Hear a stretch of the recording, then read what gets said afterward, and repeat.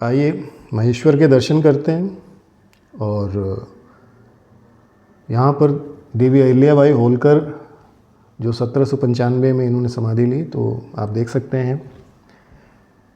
हम सबको पता है कि जो मुग़ल सोच वाले लोग और मुग़ल जो थे, इन्होंने हमारे मंदिरों को तोड़ा, अपवित्र किया, विध्वंस किया। चाहे वो काशी विश्वनाथ हों, चाहे वो ऑलमोस्ट सभी जगह पे आपको पता ही है।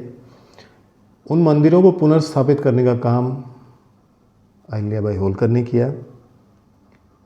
और ऐसा दिव्य महल मंदिर केवल हमारे भारतीय लोग ही बना सकते थे, सनातनी परंपरा के लोग ही बना सकते थे। सबके बस की बात नहीं है, क्योंकि ये ओरिजिनलिटी है। आप देख सकते हैं, आप देखिए बगल में कितना सुंदर और दिव्य भव्य मंदिर है। ये बहुत ही सुंदर मंदिर है।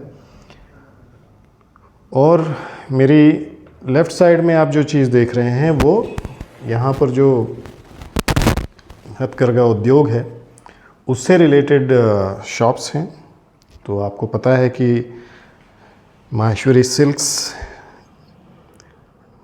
की शॉप्स हैं। और राइट साइड में आप देख सकते हैं कि यहाँ पर नर्मदा जी हैं।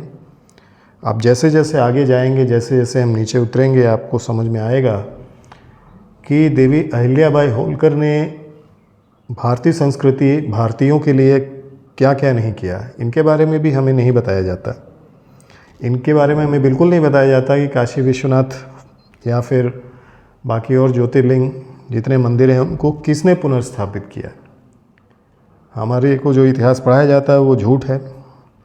हमारा इतिहास, हमारी भारतीय संस्कृति है, उसके बारे में हमें जानकारी होनी चाहिए। तो इस वीडियो को जिन लोगों ने भी देखा है या देख रहे हैं, आगे शेयर कीजिए, अपने बच्चों को दिखाइए, ताकि लोग समझ सकें, जान सकें कि उन्हें अपनी संस्कृति पर कितना गर्व होना चाहिए। तो आप मेरे पीछे देख सकते हैं, अब हम नीचे आ चुके हैं और यहाँ से हम राइट साइड में जो मंदिर मैंने आपको दिखाया था वही मंदिर का रास्ता है। और यहाँ तक पानी आया हुआ है नर्मदा जी का बारिश के मौसम में, ऐसा कहा जाता है। और जैसे जैसे हम इधर बढ़ रहे हैं, आप लेफ़्ट साइड में जो लोग उतर रहे हैं, यहाँ पर भी शिव जी का ही मंदिर है और सामने नर्मदा जी हैं। तो अब धीरे धीरे हम नीचे उतरेंगे और नर्मदा जी के भी दर्शन करेंगे और मंदिर में भोलेनाथ के दर्शन तो करेंगे ही, क्योंकि हम आए ही इसीलिए हैं। और याद रखिए, जहाँ पर भी ईश्वर हैं मतलब भोलेनाथ हैं, महेश्वर, केदारेश्वर, ओमकारेश्वर, ममलेश्वर, तो जहाँ भी ईश्वर हैं इसका मतलब है कि आप भोलेनाथ के लिए ही हैं वहाँ पर। तो आगे बढ़िए और देखिए कितना दिव्य, कितना भव्य मंदिर है ये।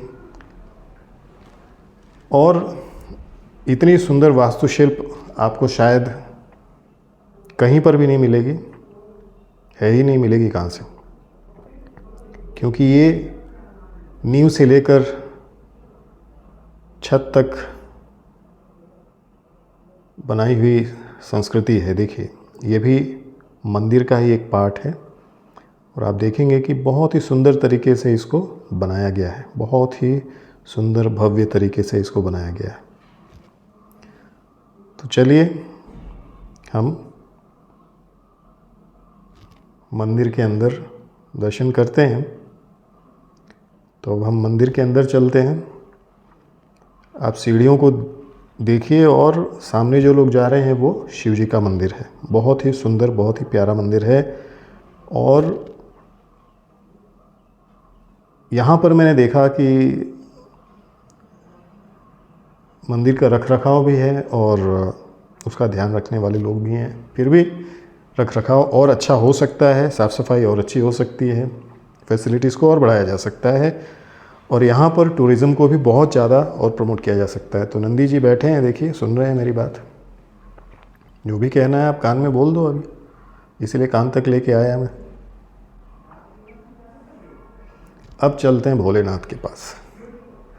अंदर चलिए और भोलेनाथ के दिव्य दर्शन कीजिए। देखिए भोलेनाथ के दर्शन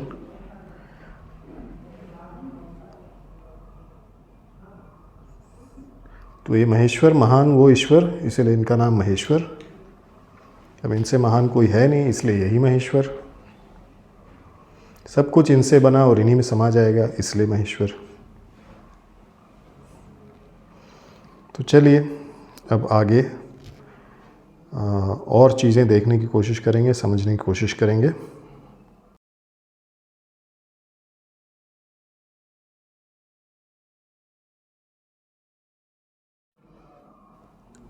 तो ये सामने जो मंदिर था वो है, यहाँ पर भी भगवान शिव जी का ही मंदिर है। तो उस मंदिर से थोड़ा सा छोटा है, लेकिन आप सोचिए कि अहिल्याबाई जी होलकर जो हैं वो परम शिव भक्त रही होंगी, और इनकी समाधि भी यहीं पर है। जो मैंने देखा, मुझे तो यही समझ में आया कि उनका समाधि स्थल जहाँ पर उनको उनका फ्यूनरल वगैरह हुआ था वो यहीं पर है, नर्मदा जी के घाट पे ही है। तो आप देखिए किस तरीके से बनाया गया है। मैंने ये इसीलिए लिया ताकि आप समझ सकें, आपको ये ना लगे कि सनातन संस्कृति के लोगों को, जो लोग बोलते हैं ना कि आपने क्या दिया, अरे जब तुम पैदा ही नहीं हुए थे तब से हमने दिया भाई, हमें क्या सिखा रहे हो। जो कुछ भी संसार में है सब सनातन ही है और सनातन की ही देन है, बाकी तो सब चोरी चकारी है, लूट मार है। तो देखिए बहुत ही सुंदर, बहुत ही दिव्य, बहुत ही बड़ा भव्य महल है ये, और आप देख सकते हैं कितना सुंदर बनाया है इसको भी। बहुत ही सुंदर मंदिर है।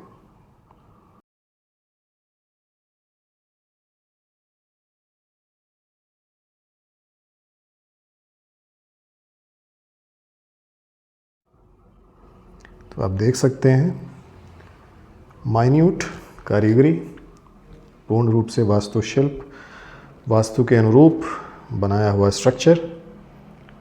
देखिए आपको समझ में आएगा। बहुत सारे पार्ट्स को अभी यूज़ नहीं किया जाता इस महल में, क्योंकि आपको पता है राजवंश अब नहीं है यहाँ।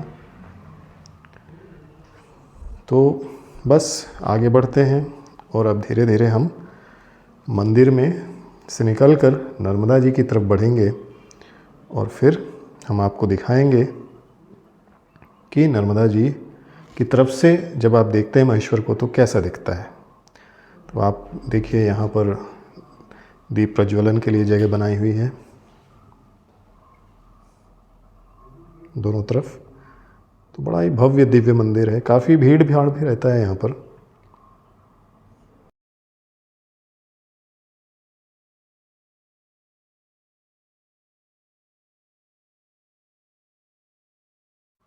तो आपको बहुत ही अच्छा लगेगा। महेश्वर सभी को आना चाहिए ताकि आप अपनी धरोहर को समझ सकें, पहचान सकें।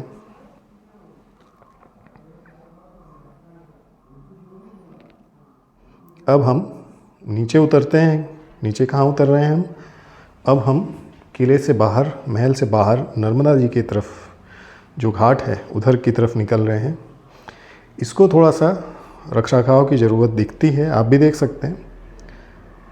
तो इसको साफ़ सुथरा करके, इसका प्रॉपर तरीके से रखरखाव करके, यहाँ पर प्रॉपर सिक्योरिटी सिस्टम होना चाहिए ताकि इसको लोग हानि ना पहुँचाएँ, और फिर इसका प्रमोशन होना चाहिए ताकि लोग ज़्यादा से ज़्यादा यहाँ पर आएँ और इस प्राचीन धरोहर को देख सकें, समझ सकें, और ये ज्ञान समझ में आए कि अहिल्याबाई जी होलकर ने एक हम भारतीयों को क्या दिया।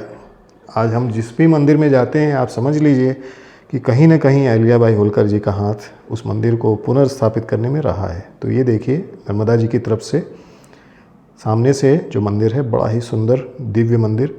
बारिश में कहा जाता है कि जो सबसे ऊपर की सीढ़ी है और अंदर तक पानी चला जाता है। कितना सुंदर होता होगा वो दृश्य। कभी बारिश के मौसम में मैं आया यहाँ तो आपको ज़रूर दिखाऊंगा। बट अभी के लिए तो इतना ही देखिए कि आप जो देख रहे हैं ये भी कोई छोटी मोटी चीज़ नहीं है। और आपको अगर अच्छा लग रहा है तो इस वीडियो को और लोगों को शेयर कीजिए ताकि वो भी देखें, समझें कि हमारी संस्कृति क्या है। आप देखिए नर्मदा जी को देखिए। बच्चों के लिए बहुत ही सुंदर है। शाम के टाइम पे लाइटिंग वगैरह, म्यूज़िक वगैरह सारा रहता है, तो शाम के टाइम पे बैठ के आप इस समय को एंजॉय कर सकते हैं। अगर किसी को ध्यान करना है, ध्यान कर सकता है। परिवार के साथ घूमने आना है, वो भी आ सकते हैं आप। ऐसी जगह पे आप आएंगे तो अपनी संस्कृति को समझ सकेंगे, जान सकेंगे। देखिए, बहुत ही सुंदर दृश्य।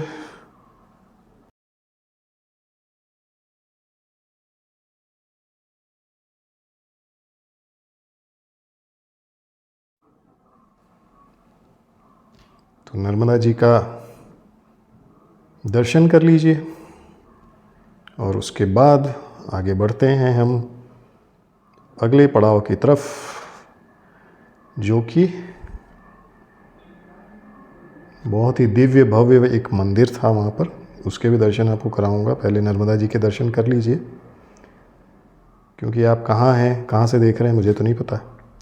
लेकिन आप जहाँ हैं, जैसे भी हैं, खुश रहिए। गर्व अनुभव कीजिए कि आप इस मिट्टी पर जन्मे हैं, जहाँ पर गंगा और नर्मदा जैसी, गोदावरी जैसी नदियाँ बहती हैं। एक पूरी की पूरी सभ्यता फलित होती है यहाँ पर। तो अब हम आपको काशी विश्वेश्वर मंदिर दिखाएंगे, महेश्वर के अंदर ही। तो आपको अब धीरे धीरे मंदिर की तरफ लेके चलते हैं।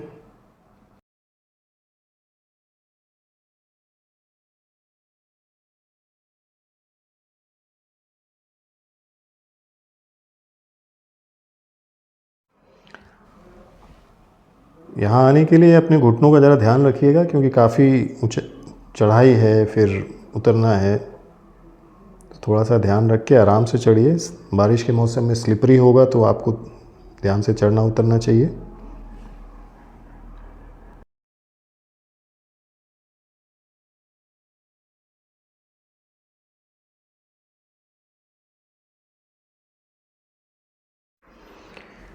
तो अब हम मंदिर की तरफ चलेंगे। और ये मंदिर भी बड़ा ही प्राचीन लगता है, बड़ा ही दिव्य लगता है, भव्य लगता है। क्योंकि सबसे बड़ी बात यह है कि आप जब जैसे ही अंदर जाएंगे, नंदी जी के दर्शन होंगे। इतने सुंदर नंदी जी हैं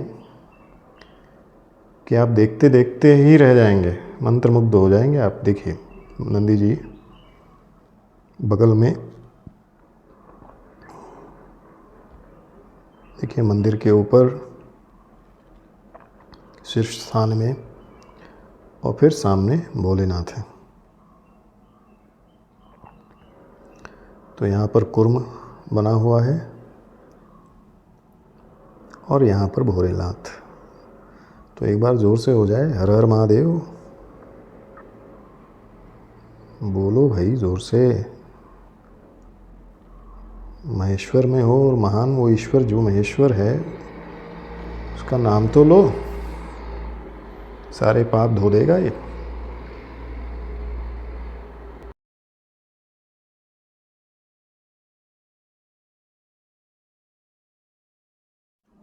तो हम जब वहाँ थे, उसी बीच में पंडित जी आ गए और अपनी पूजा पाठ कुछ करने लगे थे।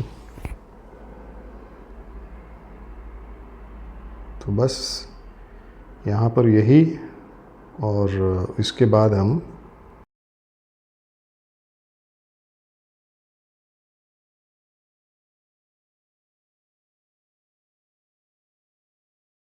नंदी जी के दर्शन कराते हैं आपको। फिर से वहीं पर दर्शन करके अब मंदिर को थोड़ा सा बाहर से देखते हैं, आपको समझ में आएगा कि क्या स्ट्रक्चर है। तो आप देख सकते हैं कि काफ़ी पुराना मंदिर है ये भी। जैसे दीवारों को आप देखेंगे, दीवारों को तो उतना काफ़ी वेयर एंड टेयर हो चुका है। कितने आक्रांताओं ने इस पर भी अटैक किया होगा, क्या क्या नहीं किया होगा। चलिए आगे देखते हैं फिर।